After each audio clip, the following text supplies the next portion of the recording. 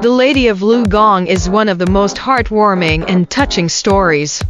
From strange stories from a Chinese studio, portraying a romantic love that spans 3 lifetimes. Riding on a horse doesn't always make one a Prince Charming. It might well be a heroic woman. He was just an ordinary scholar, and she was a devoted young girl. They had a chance encounter, after which their paths diverged. However, love knows no bounds. They managed to transcend life and death, uniting the living and the departed in love, making a pact for the next life.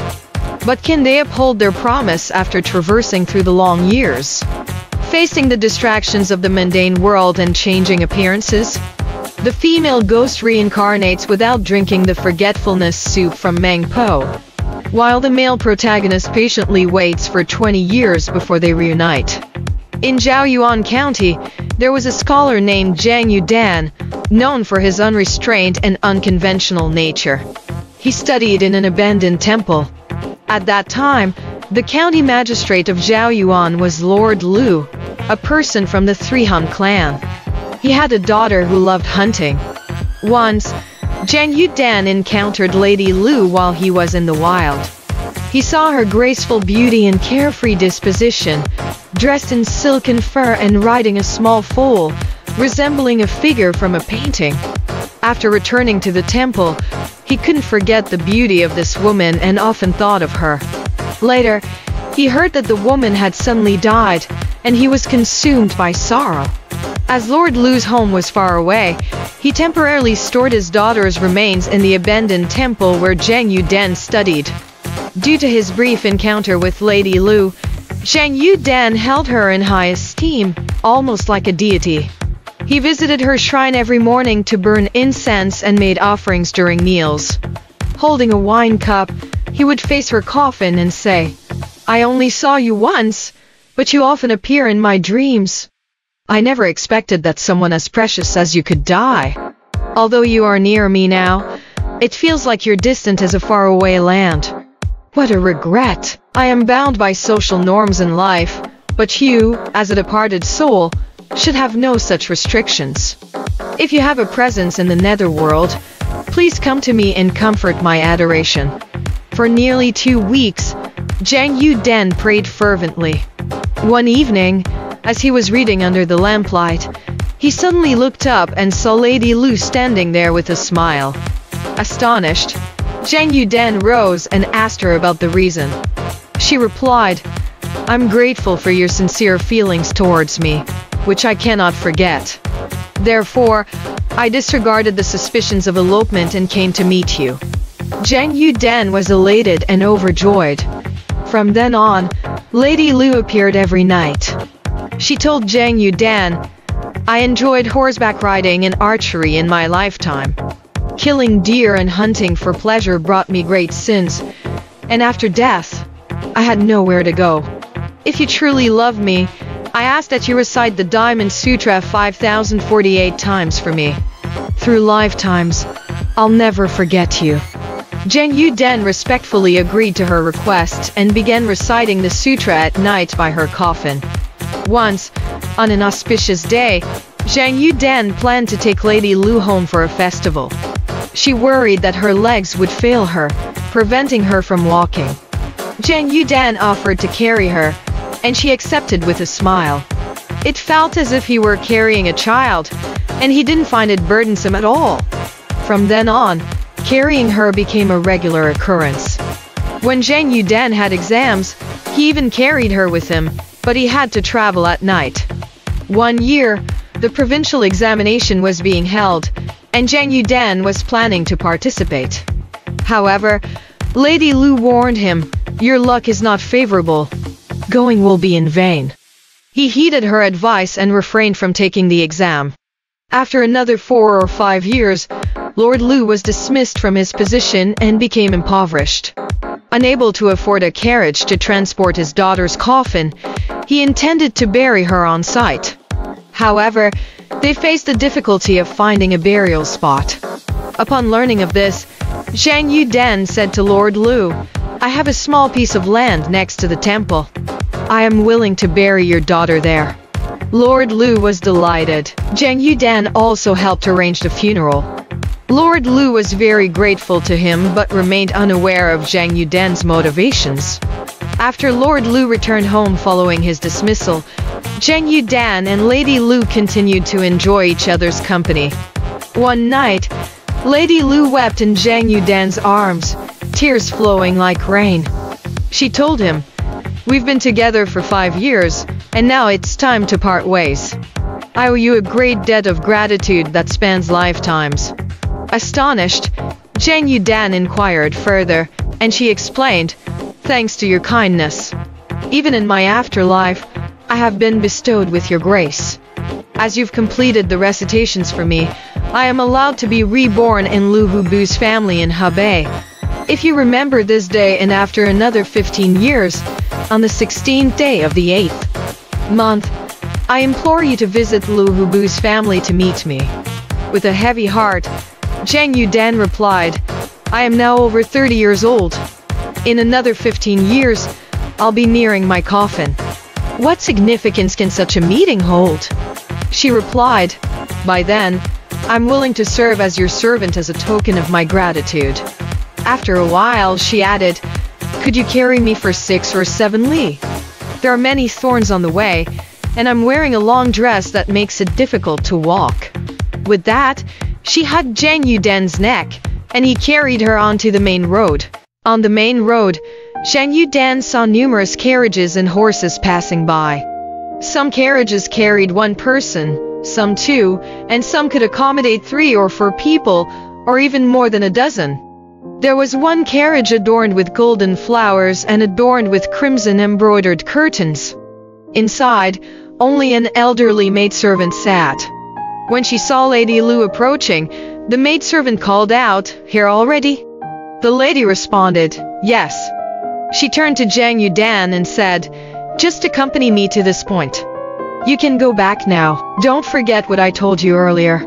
Zhang Yudan agreed. The lady walked up to the carriage, and the maidservant reached out, pulling her into the carriage. As the bells jingled, the carriage and horses set off toward a distant place. Zhang Yudan returned to the temple dispiritedly and marked the date of their meeting 15 years later on the wall. Realizing the immense power of reciting sutras, he became even more dedicated to his practice. One night, he dreamt of a deity who told him, "Your aspiration is admirable, but you must journey to the South Sea." Zhang Yudan asked, "How far is the South Sea?" The deity replied, "It's far on the horizon, yet also close as if it's within arm's reach." Upon waking, he comprehended the meaning of the deity's words and began reciting the Bodhi Sutra with greater sincerity. 3 years later, Zhang Yudan's eldest son, Zhang Zheng, and his second son, Zhang Ming, both excelled in the imperial examinations. While Zhang Yudan's status elevated, he remained committed to his spiritual practice. Once, he dreamt of a person in blue robes inviting him to a palace. Inside, a divine figure resembling a bodhisattva welcomed him, saying, "Your good deeds are commendable, but longevity eludes you. Fortunately, I sought guidance from the heavens and your life will be extended." Zhang Yudan knelt and bowed. The bodhisattva helped him up and offered him tea which smelled like orchids. Then, a young attendant led him to a pool for a bath. The water was clear, and the fish in the pool were visible. As Zhang Yudan entered the water, it was pleasantly warm and emitted the fragrance of lotus leaves. Gradually, he ventured deeper and suddenly slipped underwater. The water grew deep, submerging his head, and he jolted awake, astounded. From that moment, Zhang Yudan's physical health improved. His eyesight became keener, and he even plucked his white beard. Over time, his black beard also fell out, wrinkles disappeared from his face. And after a few more months, his visage resembled that of a teenager, about 15 or 16 years old. He continued to enjoy games and behaved like a child, paying little attention to clothing or etiquette. When he got into trouble, his 2 sons would come to his rescue. Not long after, his wife passed away due to illness. Zhang Yudan's sons wanted him to marry a daughter from a wealthy family as a second wife. He said, "Wait until I return from my trip to Hebei." Counting the days, he realized it was time for his meeting with Lady Lu. He instructed his servants to prepare horses and accompany him to Hebei. After inquiring, they indeed found a household named Lu Hubu. Previously, Lu Hubu had a daughter who spoke from birth, growing into a bright and beautiful young woman. Despite numerous marriage proposals from affluent families, she declined them all. Her parents found this perplexing and asked her about it. She explained her past life love story in detail. Everyone calculated the time and laughed, saying, "Silly girl. Zhang Lang is now well past 50, and life's changes might have taken a toll on him. Even if he's alive, he must have aged significantly." The daughter remained undeterred and continued to wait. Her mother devised a plan with Lu Hubu. They would not announce Zhang Yudan's arrival. And after the agreed-upon time passed, she would lose hope. True to expectations, Zhang Yudan arrived for the visit, but the gatekeeper didn't inform the family. Unable to enter, Zhang Yudan returned to his lodging, feeling upset and helpless. He wandered outside the city to inquire secretly about Lady Lu's situation. Meanwhile, Lady Lu, believing Zhang Yudan had broken their agreement, spent her days crying and refusing to eat. Her mother told her, if Zhang Yudan didn't come, he must have passed away. Even if he's still alive, if he broke the pact, the fault isn't yours. The daughter remained silent, spending her days in bed. Lu Hubu was greatly concerned and wanted to know more about Zhang Yudan. Using an excuse, he went on a journey which coincidentally led him to meet Zhang Yudan. Seeing a young man, he was quite surprised. They exchanged a few words, and upon observing Zhang Yudan's elegance and charm, Lu Hubu liked him and invited him to their home. Just as Zhang Yudan was about to ask a question, Lu Hubu suddenly stood up, asked his guest to wait, and hurriedly went inside to inform his daughter. The daughter was thrilled, summoned her strength, and came out to see. However, since Zhang Yudan had changed in appearance over the years, she cried and returned to her room, accusing her father of deceiving her. Lu Hubu insisted that the person was indeed Zhang Yudan, but the daughter remained silent, shedding tears. After Lu Hubu came out, he seemed downcast and wasn't as welcoming to Zhang Yudan. Zhang Yudan asked, "Is there anyone in your household working in the household ministry?" Lu Hubu casually replied, "Yes," but his gaze shifted elsewhere, seemingly not acknowledging the presence of a guest. Zhang Yudan sensed he was being treated coolly and took his leave.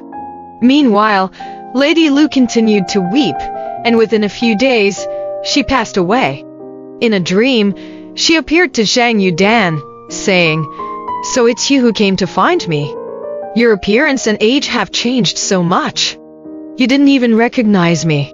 Now that I've died from sorrow, I implore you to quickly go to the local land god's temple to summon my soul back. There's still a chance for me to be revived. If it's delayed, it'll be too late." Zhang Yudan woke up and hurriedly went to Lu Hubu's home, confirming that his daughter had been dead for 2 days. Overwhelmed with grief, he paid his respects to her and shared his dream with Lu Hubu. Lu Hubu heeded his words, hastily went to the local land god's temple, and managed to summon back his daughter's soul. He lifted the blanket, caressed her lifeless body, and called her name while praying. Before long, her throat made a rattling sound, and her lips turned red. She spat out an ice-like phlegm and began to groan gradually.